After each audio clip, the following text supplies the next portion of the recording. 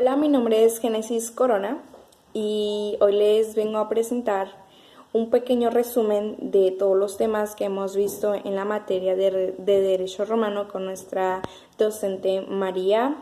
Y el tema principal es la historia del Derecho Romano, que se divide en tres periodos de monarquía. Está el primer, pues la monarquía, ¿ok? También tenemos la república y por tercero tenemos el imperio. Pero primero, que nada, es la monarquía. La monarquía y la república, el derecho clasificado al principio al derecho clásico del imperio absoluto, al prosclásico. La monarquía romana fue el imperio más antiguo de la historia de la antigua Roma, durante el cual el Estado romano estuvo gobernado por reyes. Tradicionalmente comenzó con la propia fundación de la ciudad de Roma por Rómulo en el 21 de abril del año 753 a.C. y terminó con la expulsión del último rey en el año 509 a.C., que dio paso a la instauración de la República Romana. La historiografía moderna ha puesto en donde muchas veces estas fechas aportando pruebas, esas fechas habían aportado pruebas arqueológicas o aduciendo razones históricas y lingüísticas.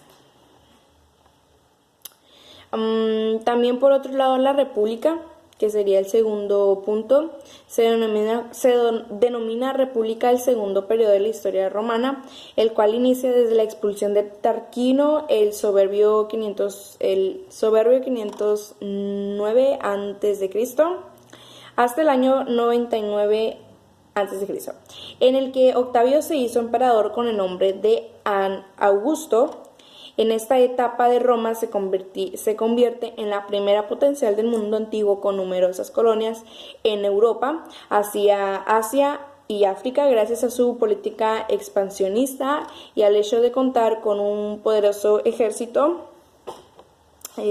disciplinado y muy bien organizado. También corresponde a este periodo al fortalecimiento de sus institutos políticas y la difusión de la cultura helénica. Al lado de estos logros positivos, pues surgieron obviamente pues los problemas sociales profundos, como la lucha entre ricos y pobres, patricios y plebeyos, y las rivalidades entre caudillos ambiciosos que disputaban el poder. El paso de la república constituyó en el triunfo de una revolución social. Esto encabeza por la nobleza romana, o sea, los patricios. Este grupo, conformado por hombres ricos, dio forma a un sistema, que este sistema les permitiría controlar el poder político a través de sus tres instituciones: las asambleas o comicios, el Senado y las magistraturas. Fue una época marcada por las guerras de excepción y conquista por un lado y por cambios políticos y sociales por otro. La transición política de la monarquía a la república fue seguida de grandes tensiones sociales internas, que fueron aprovechadas por los pueblos vecinos para reducir el control territorial de Roma y conseguir su desaparición. De ahí que durante los primeros 70 años de la República Romana tuviera que ratificar su identidad en demasiadas ocasiones. Los primeros años de la República fueron una incertidumbre como consecuencias de la confusión política. Existen hacia partidos de la monarquía, de la República que posean y de la Liga Latina, que entre otros. ¿Okay? También los que conjuraron en el año 509 a.C., no tenían prevista ninguna fórmula institucional para sustituir la monarquía. Todos los historiadores están de acuerdo en que el consulado magistrados doble y colegiada durante toda la República no surgió inmediatamente después de la expulsión de Tarquinio. También por otro lado vimos el tema del imperio. El poder absoluto de Roma, capital del imperio, se fue debilitando con el tiempo entre los años 235 y 300. La única prioridad de Roma fue la defensa de las fronteras del imperio de los continuos ataques de los pueblos bárbaros y de los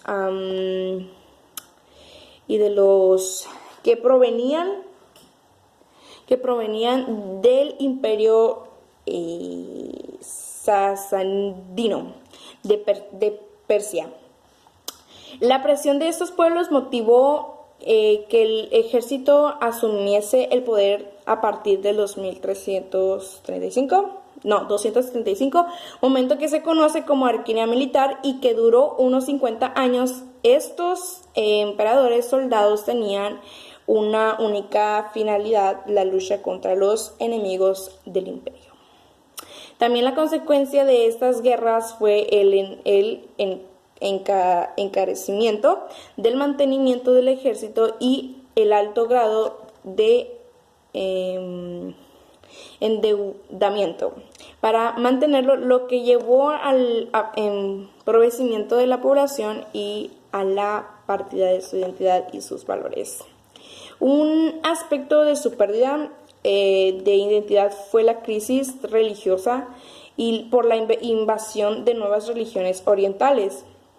La persecución de los cristianos por Diocleciano, también llamada Gran Persecución, no fue más que un intento de eliminar los peligros a los que enfrentaban pues el imperio. También tenemos la familia romana. Ese es un tema muy importante y este fue uno de los temas que más me llamó la atención, de y más bien de conocer cómo era la familia de aquellos tiempos, donde en sí se respetaba y en donde había reglas y había obligaciones. Y creo que este tema me gustó mucho, la verdad, y aquí les traigo y les voy a contar y decir una pequeña conclusión de lo que pues yo entendí de este tema, donde dice que la familia era la institución nuclear de la sociedad romana, que estaba formada por un grupo amplio de personas, ¿no? Ya sea hijos, esposas, clientes, esclavos, ¿no? Bajo la dirección del pater familiar, que poseían amplios poderes. El pater era como que pues la imagen, pues ahora sí como quien dice la cabeza del hogar. Entonces era como que el que tenía la autoridad sobre la familia, y si se decía sí, se decía sí, si se decía que no, pues era un no. Entonces ese era lo que se quería decir pater familiar, que tenía pues poseía los poderes en sí de todas las decisiones del hogar de la familia romana. Podía decidir sobre la vida y la muerte de sus miembros la patria potestad. Ese es un tema que pues me gustó mucho, porque es como que a una sola persona solamente le dan el poder de decidir lo que quiere hacer con su familia, o dado a una muerte, a un fallecimiento, o simplemente con la patria potestad de un niño o de una niña. Entonces dice que también dirigían los cultos de los dioses del hogar, representaban políticamente a sus miembros, era el propietario de los bienes familiares. Las familias que descendían de un antepasado común formaban genes cuyos componentes tenían el mismo nombre. Muy interesante este tema. También vimos el tema de sujetos de derecho romano. Sujeto de derecho romano en Roma era el hombre, pero no todo hombre, sino aquel en quien, además de su condición humana, concurren la de ser libre, ciudadano, y aquel que no se encuentra sometido al mando de otros o de cualquier potestad familiar, sino que la persona es sujeto de derecho en tanto el ordenamiento jurídico del reconoce capacidad. Tanto los esclavos como los hombres libres eran personas, pero no solo los hombres libres eran sujetos de derechos. Al principio solo el sujeto de derecho, el pater familiar, por tener el triple calidad de ser hombre libre, también eran los ciudadanos, es decir, que la plenitud de la capacidad, obviamente, jurídica requiere 3 condiciones, que es libertad, ciudadanía y no sometimiento de una autoridad familiar. Proceso civil romano. El proceso civil atravesó en Roma por todos los grandes periodos, desde los orígenes hasta el siglo III de nuestra era, y el de la extraordinaria cognitio, desde el siglo III hasta el final. Dentro del primero, sin embargo, es meterse y diferenciar dos épocas, la de las leyes acciones que se prolongan hasta la mitad del siglo II y la del procedimiento formulario característica común, que ambas épocas es la división del procedimiento en 2 etapas. La primera tiene lugar ante un magistrado que ejerce los poderes inherentes y la jurisdicción, pero parece de facultades decisorias, y la segunda ante un juez privado, ¿no? que es designado por las partes de común acuerdo a quien incumbe la facultad a resolver la controversia, aunque parece del imperio necesario para hacer cumplir su decisión. Por otro lado, también vimos el tema de derecho real. Un derecho real, pues, es un poder jurídico que ejerce una persona física o jurídica sobre una cosa, regular la propiedad y los derechos y obligaciones concernientes a la propiedad, ¿no? Este poder puede ser directo e inmediato o indirecto inmediato, y puede suponer un aprovechamiento total o parcial, siendo este derecho oponible a terceros. La figura proviene del derecho romano, o derecho sobre la cosa, ver derecho cosas, ¿no? Que más bien sería la definición de ius in, que sería ius in re, ¿no? O en derecho de las personas. Es un término que se utiliza en contraposición a los derechos personales o de crédito. Los principales derechos reales son la propiedad, el usufructo, la servidumbre, la hipoteca, la prenda, la inticresis, la enfiteusis y el censo. La posesión puede ser o un derecho real según el ordenamiento jurídico.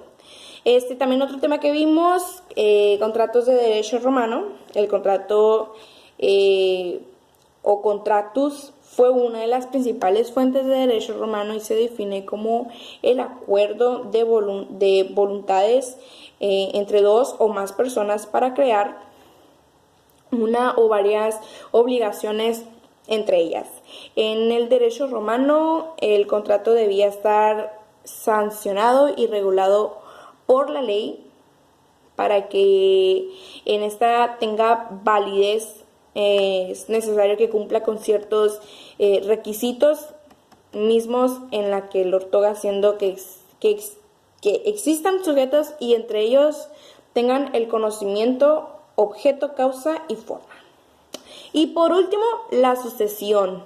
Ese es otro tema que también me interesó mucho, que me gustó mucho, y que ahora sí se podría decir que le di un poquito más de información al fondo, donde puse que la palabra sucesión, obviamente la definición de la palabra sucesión deriva de suceder, que significa la relación entre el antecesor y el sucesor. Al antecesor le sucede el sucesor en sentido amplio de la situación de una persona por otra en una relación jurídica, que este es el caso. En ese sentido es por causa de muerte o por intervivos, ¿no? Ulpiano dice que la herencia no representa a la persona del heredero, sino a la del difunto, como está comprobado por múltiples argumentos del ius civili. Actualmente hay un concepto que está la Inquisición por parte de una persona que de los bienes anejados o abandonados, enajenados o abandonados por otra. Aquella adquieren sucede a esta enajenados o causante. A título universal consiste en la totalidad del patrimonio como un bloque o un título singular, derechos singulares, determinados y por separado. Obviamente que dice que el derecho sucesorio o hereditario es la cesión de derecho privado constituida por el conjunto de normas que regulan el destino que ha de darse en las relaciones jurídicas de una persona física cuando esta persona muere, ¿no?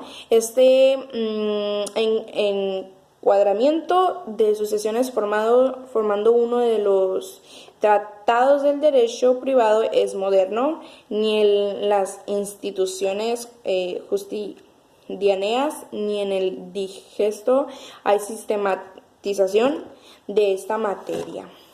Y así es, lamentablemente, pues hace muchos años, en aquellos tiempos, pues ahora sí que pues había la historia, habían las teorías, y aprender para mí todo esto hoy en la actualidad, ahora sí como quien diría, pues en el 2021, pues me ha servido mucho porque pues básicamente es como que pues la entrada, la introducción a la carrera que yo estoy llevando, que es licenciatura en Derecho. Entonces es como que me estoy informando y es como que tener yo un fundamento personal para algún día se me atraviesa la oportunidad y yo poder respaldarme con toda esta información. Y totalmente pues aprendí mucho de esta materia. La docente que tuve fue muy amable y comprensiva conmigo y con todos mis compañeros, con todos los demás estudiantes. Les agradezco por su tiempo como docente, que sobre todo pues es muy valioso. Y pues por mi parte ha sido todo y espero que le haya gustado mi proyecto final y muchísimas gracias.